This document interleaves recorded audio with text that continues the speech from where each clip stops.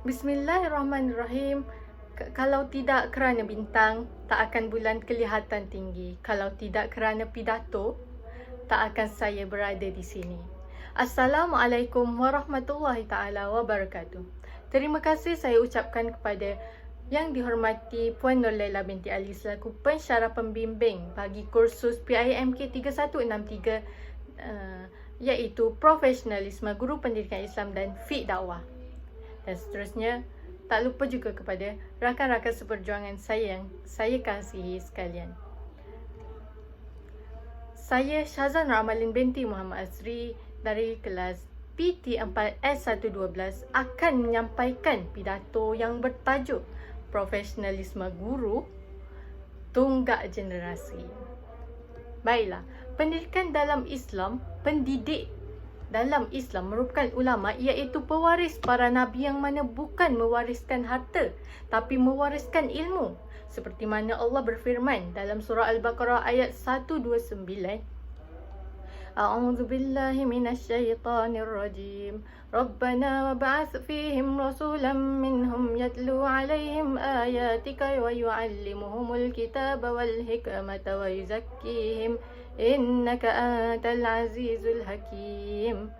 Maksudnya, wahai Tuhan kami, utuslah kepada mereka seorang rasul dari kalangan mereka sendiri yang akan membacakan mereka ayat-ayat ataupun firman-Mu dan mengajarkan mereka isi kandungan kitab Al-Quran serta hikmat kebijaksanaan dan membersihkan hati dan jiwa mereka dari syirik dan maksiat. Sesungguhnya Engkaulah yang maha kuasa lagi bijaksana. Baiklah hadirin sekalian, dalam konteks perguruan, pendidik dalam Islam merupakan guru yang bertanggungjawab, yang berperanan sebagai ulama bagi meneruskan perjuangan Rasulullah SAW untuk mendidik ummah yang mana merupakan murid atau pelajar di sekolah.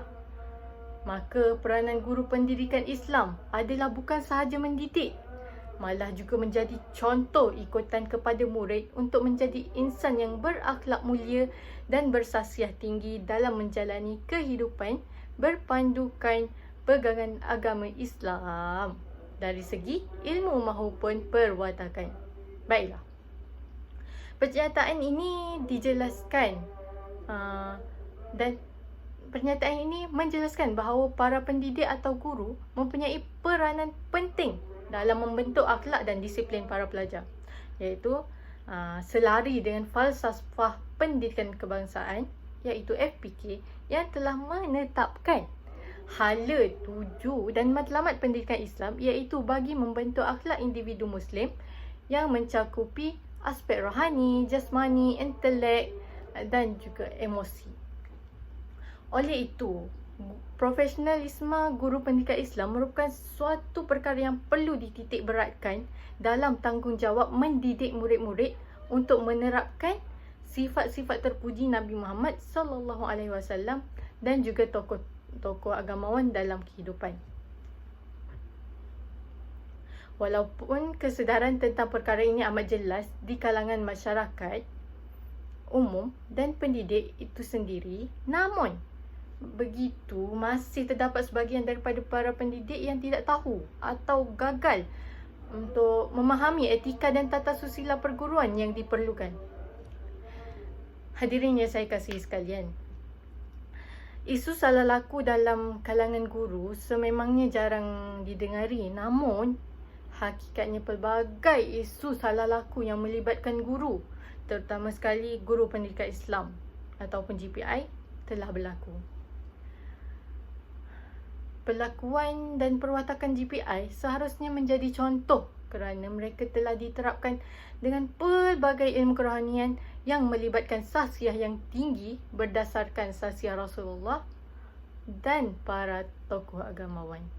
Namun begitu, tidak dinafikan bahawa setiap manusia mempunyai kekurangan dan tidak lari daripada melakukan kesilapan. Begitu juga dengan guru pendidikan Islam. Maka salah laku yang dilakukan sewajarnya dijadikan pengajaran dan iktibar kepada pendidik-pendidik lain serta diri sendiri yang bakal menjadi guru kelak. Hadirin sekalian, Antara isu salah laku yang telah dilakukan oleh guru pendidikan Islam atau guru agama adalah isu gangguan seksual. Baiklah, pada tahun 2023, seorang guru agama telah dihadapkan dengan 2 pertuduhan melakukan amal seksual terhadap seorang murid perempuan berusia 11 tahun di Kota Kinabalu, Sabah. Tertuduh yang mula berkhidmat di sekolah agama itu pada akhir tahun 2021 didakwa melakukan kesalahan tersebut sejak Mac 2022 hingga Januari yang lalu. Mengikut pertuduhan yang dibacakan di hadapan mahkamah, tertuduh menukar waktu mengaji yang diadakan setiap hari Sabtu dan Ahad pada waktu siang kepada waktu malam setiap Isnin dan Selasa. Tempat mengaji pun ditukar daripada bertempat di surau kepada bilik guru muslimin. Maka keterangan yang diberikan oleh mangsa menyatakan bahawa tertuduh kerap melakukan amal seksual terhadap mangsa sehingga mangsa mengalami sakit pada kemaluan dan mengalami gangguan emosi. Oleh itu, guru tersebut telah didakwa mengikut Seksyen 14-A dan 14-D di Akta Kesalahan Seksual terhadap Kanak-kanak 2017 yang mana membawa hukuman penjara hingga 20 tahun dan sebatan jika disabitkan kesalahan. Hadirin sekalian, perbuatan tersebut sangatlah tidak bermoral dan GPI akan dipandang serong oleh masyarakat kerana melakukan perkara yang bercanggah dengan tuntutan agama Islam. Jika guru pendidikan Islam menerapkan aspek profesionalisme dalam diri mereka, maka perkara seperti itu tidak akan terjadi dan dapat dielakkan kerana segala aspek profesionalisme guru pendidikan Islam adalah berpandu kepada sasiah Rasulullah dan tokoh-tokoh agama yang dapat dijadikan panduan kepada para pendidik untuk menjadi pendidik yang profesional. Lantaran itu, isu salah laku ini seharusnya menemui jalan penyelesaian. Maka di sini saya berikan 3 aspek penyelesaian isu salah laku dalam aspek profesionalisme guru pendidikan Islam ikut sasiah Rasulullah dan tokoh agamawan. Hadirin yang dirahmati sekalian, kepribadian guru yang baik sememangnya tidak dimenafikan bahawa ia akan meninggalkan kesan positif dalam diri anak didik mereka. Secanggih mana pun teknologi kini tetap tidak akan dapat menggantikan peranan guru sebagai contoh teladan. Seperti mana Rasulullah SAW yang merupakan contoh ikutan dan model akhlak yang unggul dan tidak dapat ditandingi ketinggian sahsiahnya dan dijelaskan di dalam Al-Quran. Dalam surah Al-Qalam ayat 4 mengenai akhlak Rasulullah yang paling mulia. Firman Allah Subhanahu Wa Taala, wa innaka la'ala khuluqin azim, yang bermaksud dan sesungguhnya engkau benar-benar berbudi pekerti yang luhur.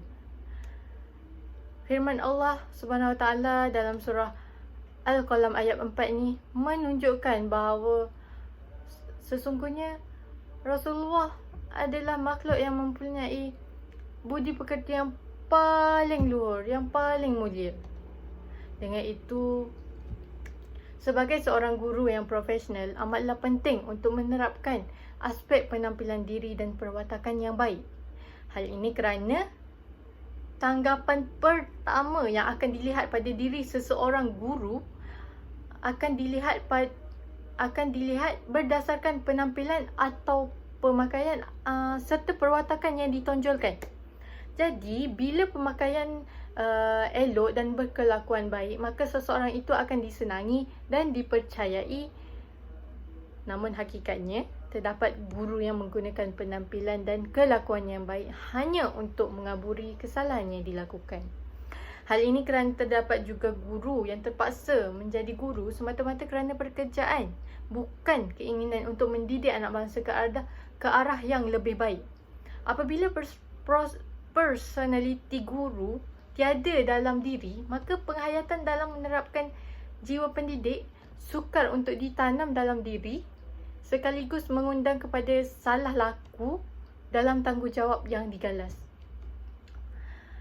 Oleh itu, pembangunan sifat-sifat dan sasiah positif perlu diterapkan dalam diri guru, iaitu dengan mengikuti terapi rohani atau kursus pemantapan rohani agar dapat memuhasabah diri dan memotivasikan diri untuk berusaha dalam menjadi pendidik yang dapat mendidik murid-murid dengan baik. Okey.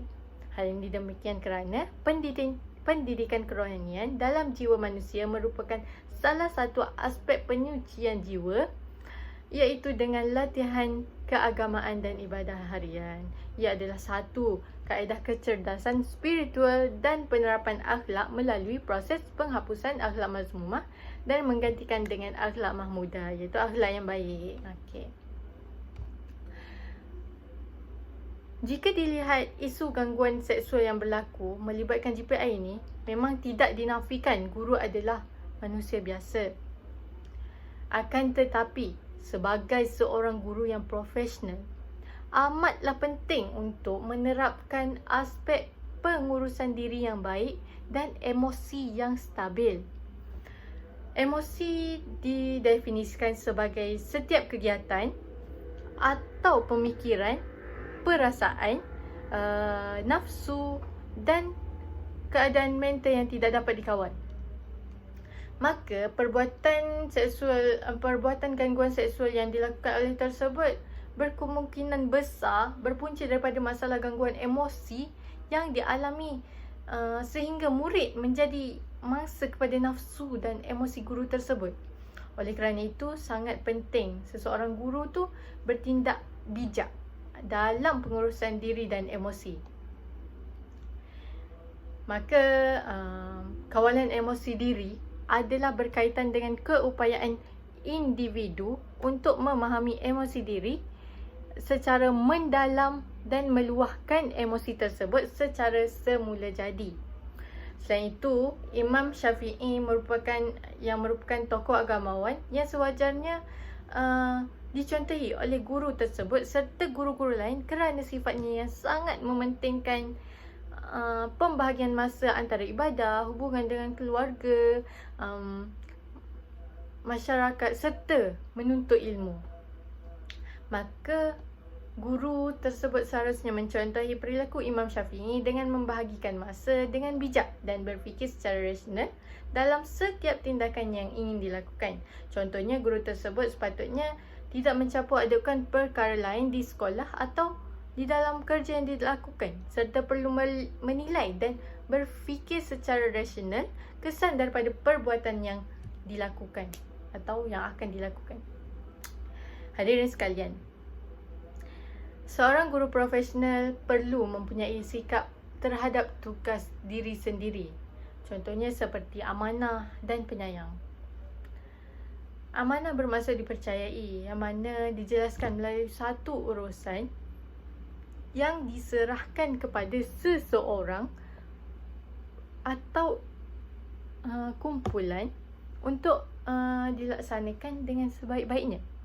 Oleh kerana itulah junjungan besar Nabi Muhammad SAW diberi gelaran Al-Amin, yang mana bermaksud terpercaya. Malahan gelaran tersebut diberi sebelum baginda diangkat sebagai Rasul, oleh kerana setiap ucapan baginda dipercayai dan diyakini oleh penduduk Mekah.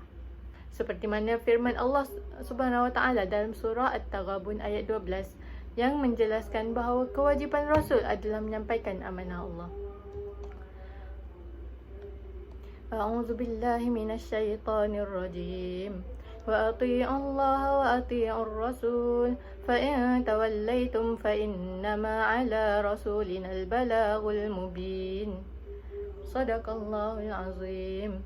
Maksudnya, dan taatlah kepada Allah dan taatlah kepada Rasul. Jika kamu berpaling, maka sesungguhnya kewajipan Rasul kami hanya menyampaikan amanah Allah dengan terang.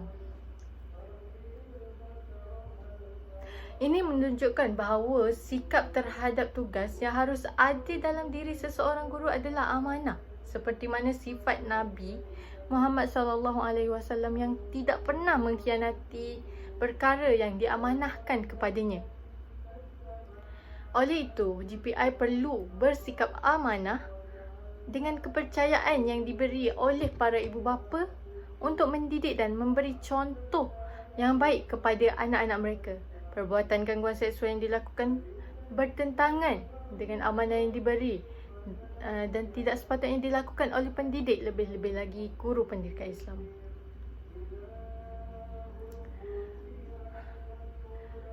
Hadirin sekalian, guru perlu memiliki jiwa pendidik, iaitu amanah dalam tanggungjawab yang diberikan serta mempunyai sifat penyayang dalam diri untuk menyantuni anak didik.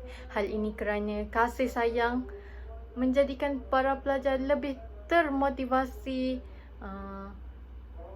dan selesa dengan kemuliaan dan sikap menghormati yang ditonjolkan oleh guru.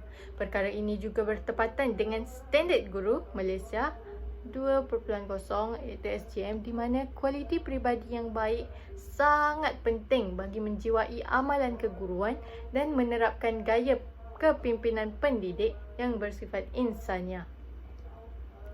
Hadirin yang dirahmati sekalian, sebagai penutup tirai wacana ilmu kita pada hari ini, saya ingin mengingatkan bahawa profesionalisme perguruan sangat penting untuk diterapkan dalam diri seseorang guru, di samping mencontohi segala sifat Rasulullah dan tokoh-tokoh yang lain dalam usaha membentuk sasiah anak didik.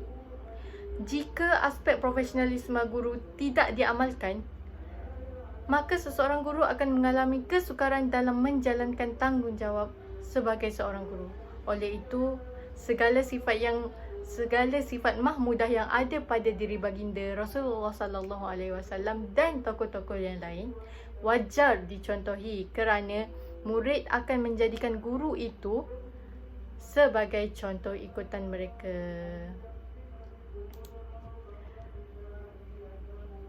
Sekian, terima kasih. Assalamualaikum.